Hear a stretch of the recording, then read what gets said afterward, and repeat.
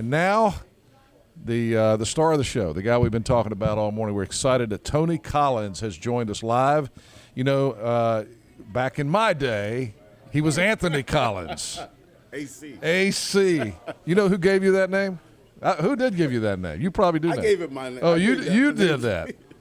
Anthony was too long, so I just cut it short and says AC. Just call me AC. You know, I remember Dick Jones was doing the radio back then, and I remember every time you take off on a long run, which was often, I remember Dick Jones goes, "There goes AC. He's turning on the afterburners."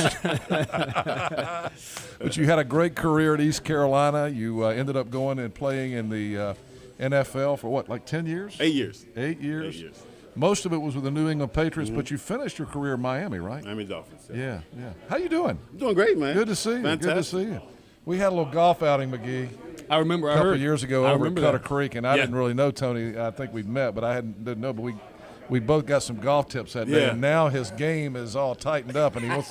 I heard him say he's gotten better. So, you want to go again? I'm ready to go. Let's do it, man. Let's do it. I tell everybody, I talk 80, I dress 90, and I play 100.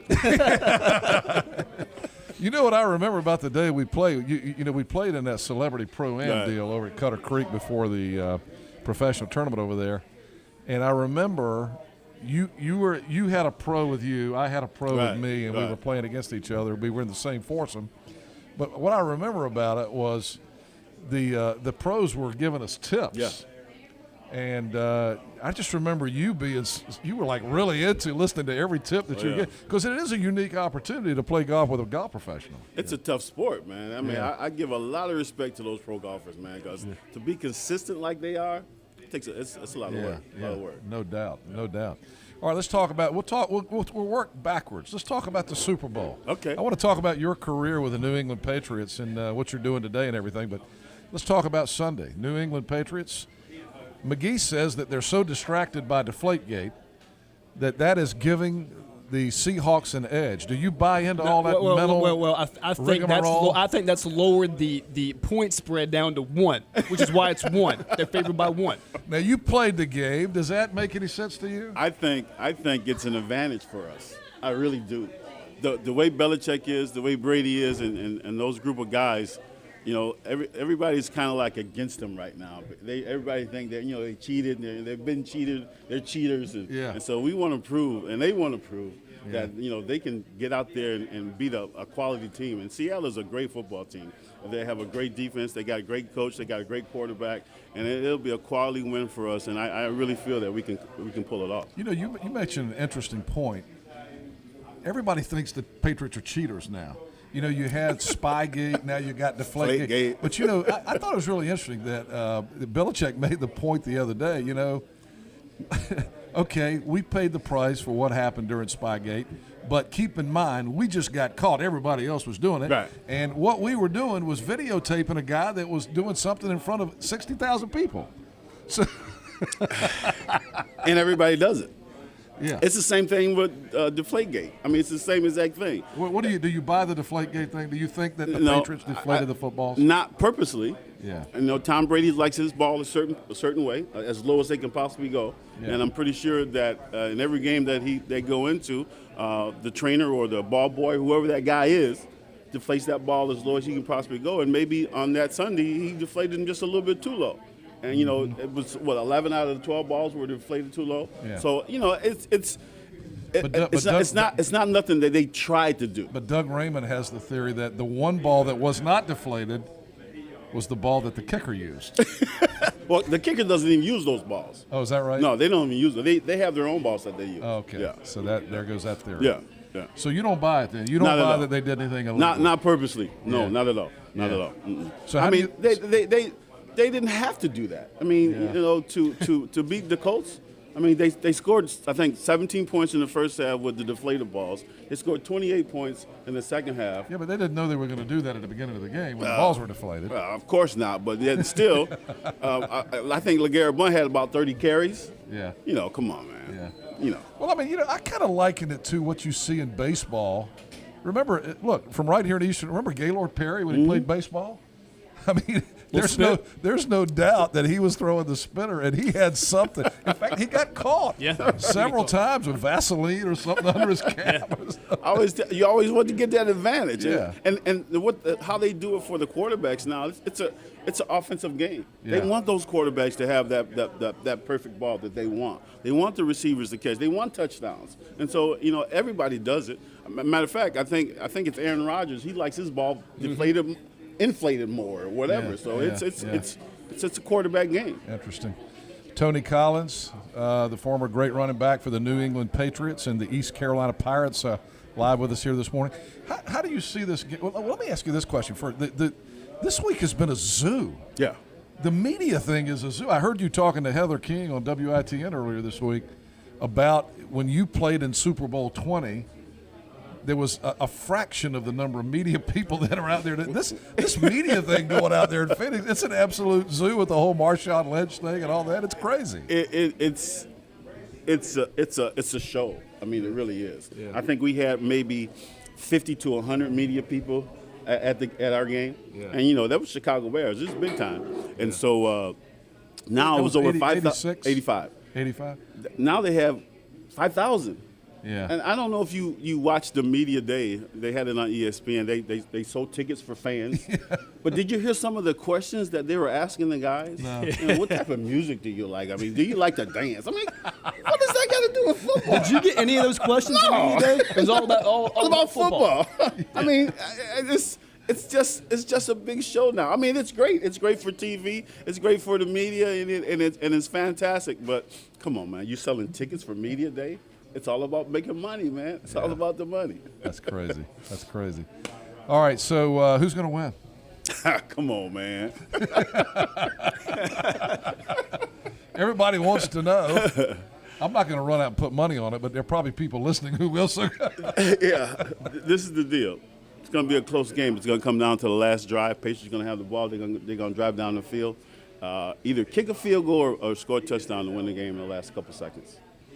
It's going to be a close game. What do you think of Marshawn Lynch and the way he's dealing with the media? It's a show. I mean, it really is a show. Marshawn Lynch, unfortunately, he's losing money because of all the fines that he's getting.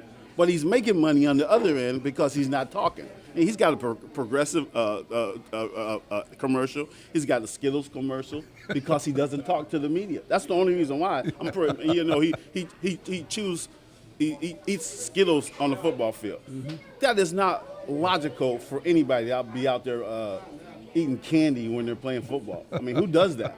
But that's the media thing. So, but Marshawn Lynch is I'm kind of old school. I remember guys like you that played the game and didn't showboat and do all that stuff. I mean, the guy, scores a touchdown, he grabs his crotch and all that. I mean, come on.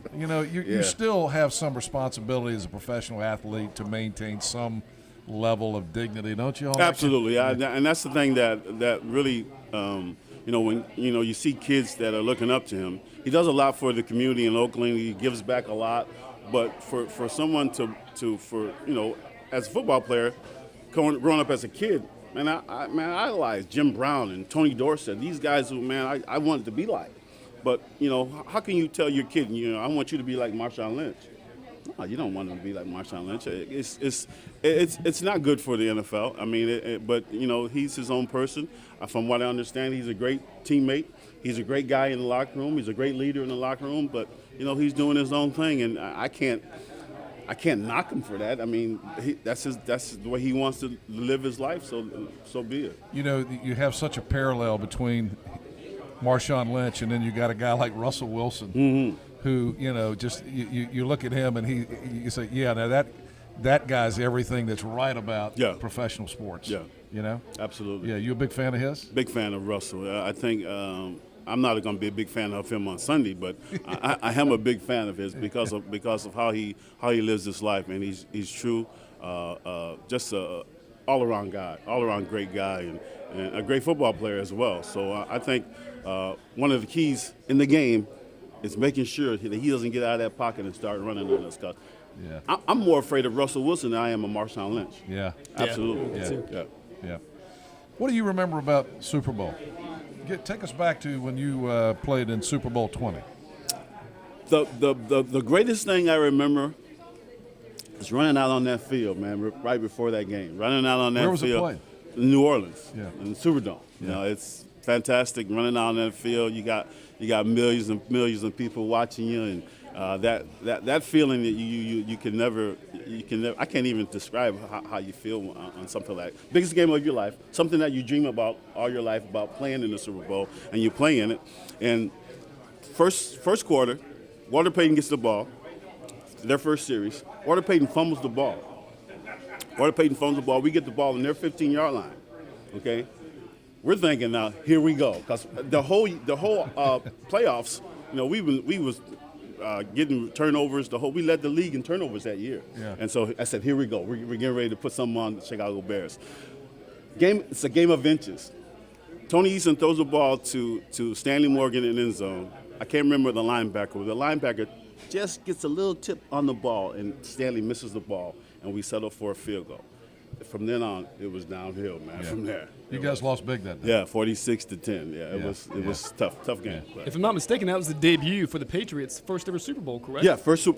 ever Super Bowl. That year was a fantastic year for us. We were a playoff, a wild card team. We won every game on the road. We went to New York, beat them. Went out to L.A. Nobody thought we was going to beat the Raiders. Beat them. Then we came back to Miami, the Dolphins. We haven't won down there in 16 years, so nobody thought we were going to win. Everybody thought it was going to be the Chicago Bears and the Miami Dolphins. That year, the Miami Dolphins was the only team that beat the Chicago Bears. And so everybody wanted that matchup again. And so we put a hurting on the Dolphins that year. Was this the Jim McMahon years? Jim McMahon years, yeah. You know, Super Bowl shuffle. Yeah, that was Richard Dent. Richard Dent, all those guys. Man, Well, it's you a know, good team. and Refrigerator Perry. Yep. You know, have you seen the Real Sports that's running right now with McMahon and Refrigerator Perry and those guys? Refrigerator Perry's not doing too well right now. No, you know, you need to watch it. That Bryant Yeah. Gumbel thing is showing on HBO right now. McMahon's not doing well. Yeah, he's not either, yeah. McMahon is like, he's suffering from dementia. Refrigerator Perry can hardly walk. He hasn't been seen in public in a while. A bunch of guys from that Chicago Bears team suffering from big-time head injuries and stuff like that. You know, the league has done a lot toward that and trying to make players safer in recent years. But, you know, for a guy who played in your era that comes out with no dementia, with no – I hope you don't have any major health problems. No. I mean, you got to consider yourself pretty lucky. I'm very blessed to be in the position that I am. The only thing that I had was I had to get 2 new knees about 2 years ago. Dr. Hasty did them for me. Fantastic job. I can play I had the operation after we played in that tournament. Yeah, maybe so. I was hurting bad, man. Yeah, I was hurting really, really bad. So you've experienced some of it too. Oh yeah. And was your knee damage from getting hit? More just from wear and tear, you More think? from the wear and tear and the pounding of the turf. See, back Yeah, then the turf yeah. that we played in, man, was just it was Right. terrible. It Yeah, was really, yeah. really bad. So Right. Yeah. But you know, I think the NFL is going to have to do more for those guys. I mean, there's a lot of guys suffering right now that and they're out of money too. A lot of them. Yeah. they're- I mean, they didn't. You guys didn't make the big money. These guys are. No, we sure didn't. I tell everybody, I tell everybody, man, I was born in the wrong time. Yeah. I was a second round draft choice, and second round draft choices, their signing bonus, probably $2 million, Yeah. maybe $3 million sometimes, depending on who you are and what position that you play. My signing bonus was $60,000, and I thought I was the richest guy in the world, man. Right, yeah. I was happy. And 60,000 back in those days was nothing to sneeze at, but it's chump change compared to what the guys get today. It's incredible, but Yeah. they're worth it. Are the guys are they getting paid too much? I don't think so. I definitely don't think so. I think if any sport should be paid the most, it should be the NFL. Yeah. Because you can play in Major League Baseball for as long as probably 15, maybe 20 years. Some of those guys play. Basketball, you can play for a long time. The average career for NFL players is 3.5 years. Mm-hmm. The majority of the NFL players, when they get done playing ball, they have some type of ailment. It's either your shoulder or your knees or your dementia or the concussion thing. That's what's happening right now. So I think if you can get it, man, get it. Get as much money as you can possibly get. Yeah. And Tony, if I know you don't think that the Patriots have anything to do with the deflated balls. But being a former Patriot, let's just say the league does determine that Brady and or Belichick knew the balls had been deflated. Mm-hmm. What do you think should happen? Well, I think it's going to be something like they did with the New Orleans, with the Saints. I think. Do you think Belichick will get a year off? Absolutely. Yeah. And the only reason why is because of all that's happened in this past year with Ray Rice and the other running back. I can't even think of his name right now. Because they didn't get it right with those guys. They didn't get it right with Ray Rice. So now they have to get it right. That's why this investigation is taking, 3 weeks? Come on. I mean, to investigate what happened with the balls from 1 hour to another hour to another hour, you're going to tell me it's going to take 3 weeks? They haven't interviewed Tom Brady yet. I mean, if anybody you want to interview him, because he has a lot to do with those balls and how those balls feel. It's going to be just like the Saturday Night Live skit. Look, ask the equipment manager. I had nothing to do with it. That was funny. Tony Collins, the great Tony Collins. Let's talk about Tony Collins, the person. You know, you've been honest about the fact that you've had some hard knocks and made some mistakes in your career, and but you're one of those guys that realize that and bounce back, doing motivational speaking these days and trying to talk to younger people about making good decisions. Talk about all that. Well, the thing is, God spared my life, man. I made some choices when I was in the league that weren't so good, man, weren't good at all. And there was a few times, and I documented in my book where, I should not be here talking to you, man. And God spared my life, and I always wondered, man, God, why me? Why am I still living? You see all the things that happen to a lot of people, and they're not here anymore, but I'm still here. And I just sat down and was thinking, man, my purpose is to give back, is to tell my story, to let other people know, man, that you can make good choices. I tell these kids all the time, the better choices that you make, the more opportunities you're going to receive. And that's what life is all about, making good choices. So, we're not, no one's perfect. We're going to make mistakes. But, I made some mistakes, and for 18 years, I really wasn't living in life. I was just existing, just felt bad. I felt like a loser.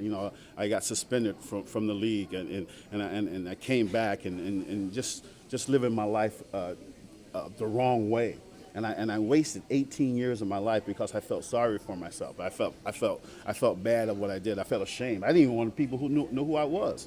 And so I met my wife, and just to make a long story short, man, she changed my way of thinking. I really started thinking positive. And I always was a positive person, and I just started thinking positive. And once I started thinking positive things started to happen for me. Everything started happening. I came back here to school. I graduated at the age of 52. I wrote a book. All these things were happening because I was making good choices. And so I just want to let these young people know that you're going to make mistakes, but don't wallow in that mistake.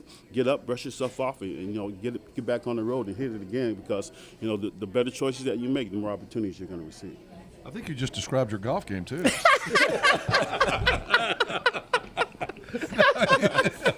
You're right, man. And mine too. I might add. It's funny. I have to dust myself off and try again every time I play. That's it. I'm telling you. Talk about your book and where it's available. Where can people get your book? My book is called Broken Road: Turning My Mess into a Message. You can go on my website. It's TonyCollinsBWYB.com. You go there, you order the book. I'll sign it for you, send it off to you. It's a great read. It's a read. I wanted to direct it to young people, but from what I'm understanding, everybody loves it. And it's great. Bethany Brashear, she's right here in town.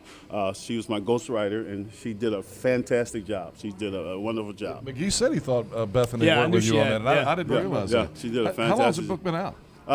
It's been out now for 2 years. Has it? Yep, now for 2 years. So it's so again, how do you get it? Go to your website. What is the website? TonyCollinsBWYB.com.